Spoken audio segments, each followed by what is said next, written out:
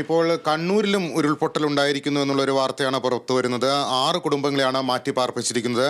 കണിച്ചാർ ഗ്രാമപഞ്ചായത്തിലെ പൂളക്കുറ്റി താഴെ വെള്ളറടിയിലെ 6 കുടുംബങ്ങളെ മാറ്റി പാർപ്പിച്ചിരിക്കുന്നു എന്നുള്ള വിവരം പുറത്തു വരുന്നു. കൂടുതൽ വിവരങ്ങൾ അമൽനാഥ് നൽകും. അമൽനാഥ്, അവിടെ ഈ ഉരുൾപൊട്ടൽ മറ്റ് എന്തെങ്കിലും നാശനഷ്ടങ്ങൾ ഉണ്ടായിട്ടുണ്ടോ?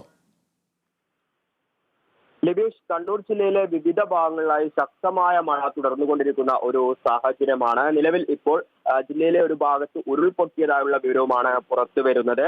വനമേഖലയിലുണ്ടായ ഉരുൾപൊട്ടലിൽ കണിച്ചാർ ഗ്രാമപഞ്ചായത്തിലെ പൂളക്കുറ്റി താഴെ വള്ളറയിലെ 6 കുടുംബങ്ങളെ നിലവിൽ മാറ്റിപ്പാർപ്പിക്കുകയും ചെയ്തിട്ടുണ്ട്. സമാനമായ രീതിയിൽ വിവിധ ഭാഗങ്ങളിൽ ശക്തമായ മഴയിൽ പുഴ കരകവിഞ്ഞൊഴുകുന്ന ഒരു സാഹചര്യം, റോഡുകൾ അടക്കം തന്നെ വെള്ളത്തിനടിയിലായിരിക്കുന്ന ഒരു സാഹചര്യമാണ്. അതോടൊപ്പം തന്നെ കണ്ണൂർ ജില്ലയിലെ ഏറ്റവും പ്രധാനപ്പെട്ട ക്ഷേത്രങ്ങളിലൊന്നായ പറശ്ശിനിക്കടവ് ക്ഷേത്രത്തിലെ ബോട്ട് സർവീസും ഇതിന്റെ ഭാഗമായി നിലവിൽ നിർത്തിവെച്ചിട്ടുണ്ട്. പ്രധാനമായും ജലഗതാഗത വകുപ്പിന്റെയും സ്വകാര്യ ബോട്ടുകളുമാണ് സർവീസ് നിർത്തിയിരിക്കുന്നത്.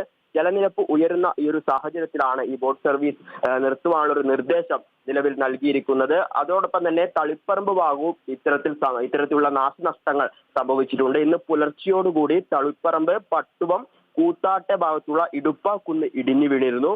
കല്ലുകളും മണ്ണും സമീപത്തെ വീടുകളിലേക്ക് വീഴുകയും വീട് തകരുന്ന ഒരു സാഹചര്യം ഉണ്ടായി. എങ്കിലും അവിടെ ആളപായമില്ല എന്നത് ആശ്വാസകരമായ ഒരു വാർത്തയാണ്. സമാനമായ രീതിയിൽ ചെറുകുന്ന്, കുന്നനങ്ങാടും കുന്നിടിഞ്ഞിട്ടുണ്ടായിരുന്നു. ഇവിടെയും ഇത്തരത്തിൽ ആളപായമില്ല. ഒപ്പം തന്നെ 5-ാം മൈൽ പേരാവൂർ ഭാഗങ്ങളിൽ വെള്ളം കയറിയതിനാൽ അവിടെയുള്ള ജനങ്ങളെ നിലവിൽ മാറ്റി പാർപ്പിച്ചിട്ടുണ്ട്. ഏകദേശം 5 വീടുകളിൽ നിന്നുമുള്ളവരെയാണ് സമീപത്തെ വീടുകളിലേക്ക്, അതായത് ബന്ധു വീടുകളിലേക്ക് മാറ്റി പാർപ്പിച്ചത്. ഒപ്പം തന്നെ വണ്ടക്കയം പാലം നിലവിൽ വെള്ളത്തിൽ മുങ്ങിയിട്ടുണ്ട്.